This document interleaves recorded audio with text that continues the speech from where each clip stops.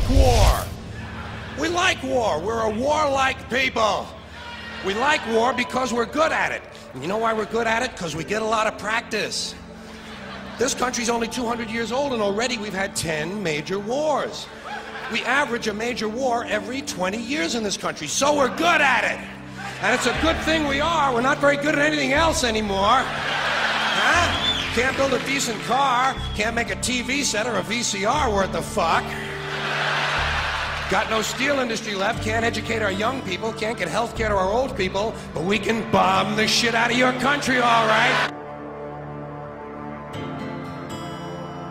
Especially if your country is full of brown people. That's our new job in the world, bombing brown people. Iraq, Panama, Grenada, Libya, you got some brown people in your country, tell them to watch the fuck out, or we'll goddamn bomb them. Well, when's the last white people you can remember that we bombed? Can you remember the last white? Can you remember any white people we've ever bombed? The Germans, those are the only ones, and that's only because they were trying to cut in on our action. They wanted to dominate the world. Bullshit, that's our fucking job. Now, you probably noticed I don't feel about that war the way we were told we were supposed to feel about that war, the way we were ordered and instructed by the United States government to feel about that war. My mind doesn't work that way. I got this real moron thing I do, it's called thinking. And I'm not a very good American because I like to form my own opinions. I don't just roll over when I'm told to. Sad to say, most Americans just roll over on command. Not me. I have certain rules I live by. My first rule, I don't believe anything the government tells me. Nothing.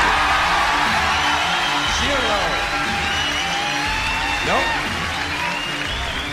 And I don't take very seriously the media or the press in this country, who in the case of the Persian Gulf War were nothing more than unpaid employees of the Department of Defense, and who most of the time function as kind of an unofficial public relations agency for the United States government.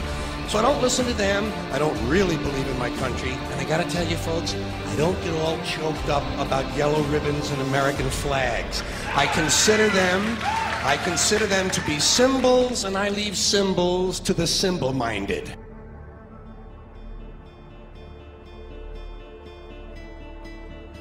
I'm talking about the fact that a war is rich old men protecting their property by sending middle-class and lower-class young men off to die.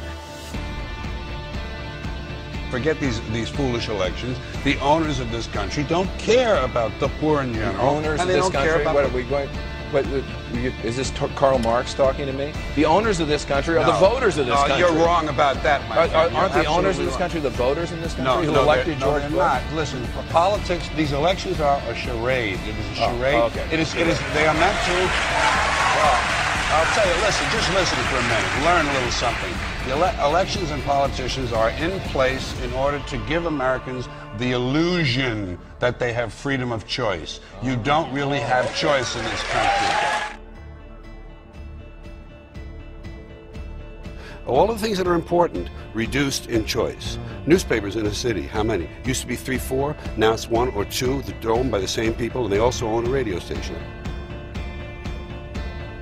Give these people a voting day every year so that they'll have the illusion of meaningless choice. Meaningless choice, that we go like slaves and say, "Oh, I voted." The limits of debate in this country are established before the debate even begins, and everyone else is marginalized and made to seem either to be communists or some sort of disloyal person, a kook, there's a word, and now it's conspiracy. See, they've made that something that should not be even entertained for a minute, that powerful people might get together and have a plan. Doesn't happen. You're a kook. You're a conspiracy buff. Conspiracy buff. Not as a result of a conspiracy, but because... You don't need a formal conspiracy when interests converge. These people went to the same universities and fraternities. They're on the same boards of directors. They're on the same country clubs. They have like interests. They don't need to call a meeting. They know what's good for them, and they're getting it. And there used to be 7 oil companies. There are now 3. It will soon be 2. The things that matter in this country have been reduced in choice. There are 2 political parties. There are a handful of insurance companies. There are about 6 or 7 information things. But if you want a bagel, there are 23 flavors because you have the illusion. You have the illusion of choice. Right. You don't get the real important choice. There's no freedom of choice. That's a great point.